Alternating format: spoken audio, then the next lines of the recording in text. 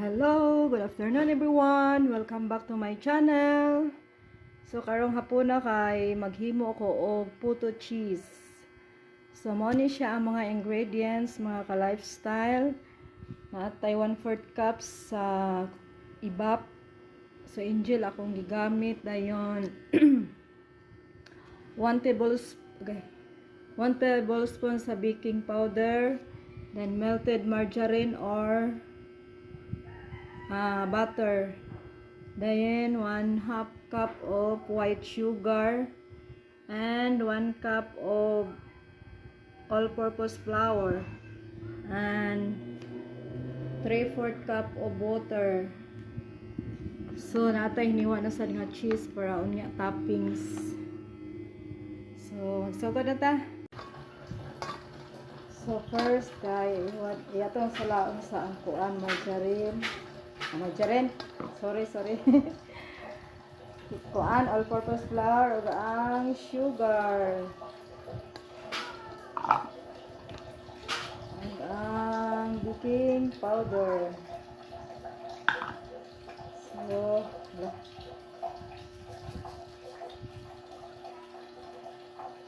laon siya para dili mo makuha yan buo-buo.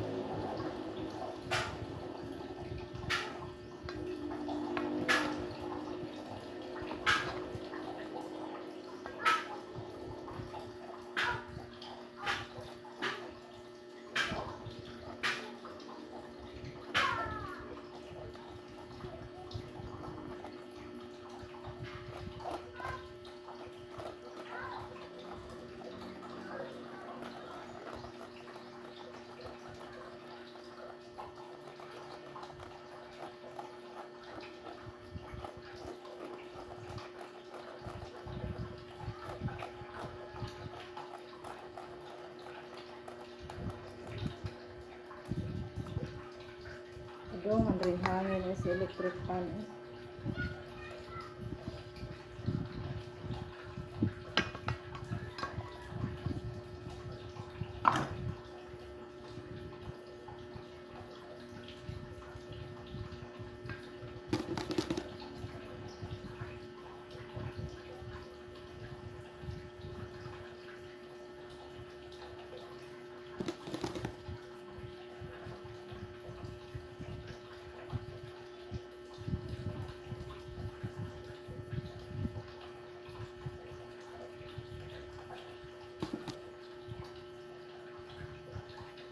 Then, set aside muna natin.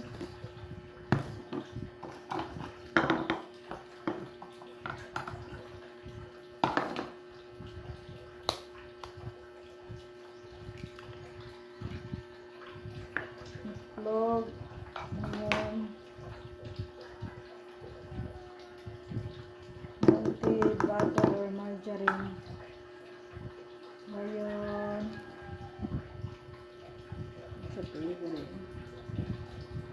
Evap. Laki siya sa ulo.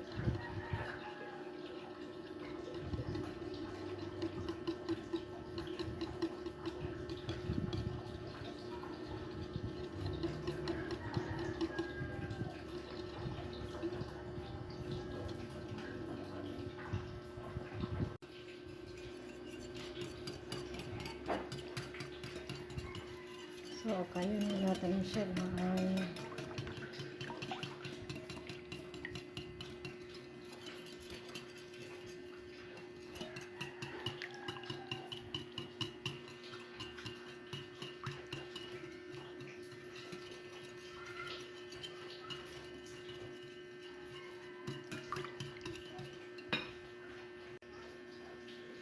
sunod is ang water. 3/4 cup of water na siya.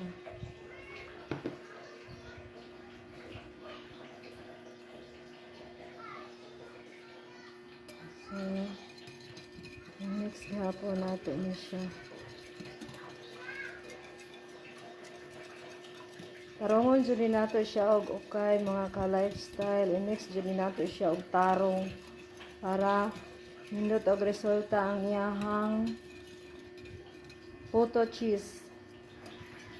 Para fluffy siya ba.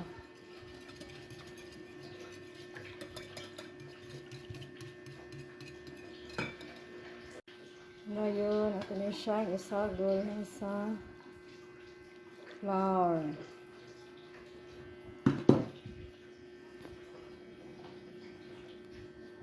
Ngayon, kayo ni nato siya maayo until nga wala na siya bumps or wala na siya buo-buo baling kanang kung ano gyud siya. Yan, maano ni siya, tapos na i-set aside for 15 minutes, then mag-transfer na dito sa atong mga molder.